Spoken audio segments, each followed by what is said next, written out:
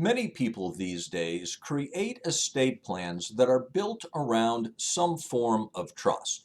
And there are lots of different types of trusts done for many different purposes.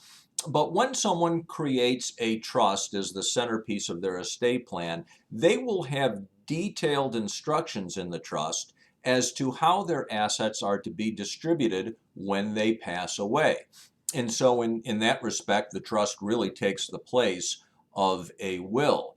But in order for the trust to effectively distribute the assets, assets have to be either titled in the name of the trust, or if they are beneficiary designated assets, the trust needs to be named as the beneficiary.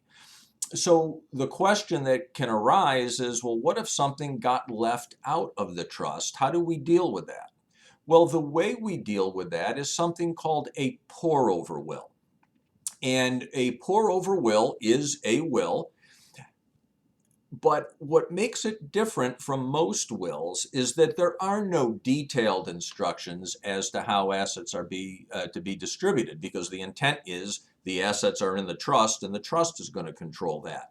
But what the pour-over will does is it will capture an asset if for some reason it was left outside of the trust. And it could be because it was a mistake on the part of the person creating the trust, could be an after acquired asset that never was able to make it into the trust.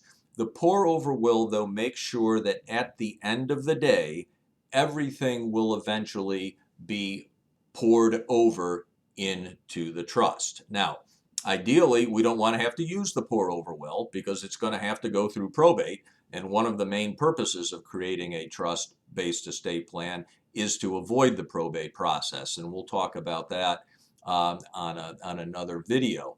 But you should know that the purpose of the pour-over will is to capture assets that otherwise are not in the trust upon the trust creator's death, to make sure that ultimately they will make it into the trust.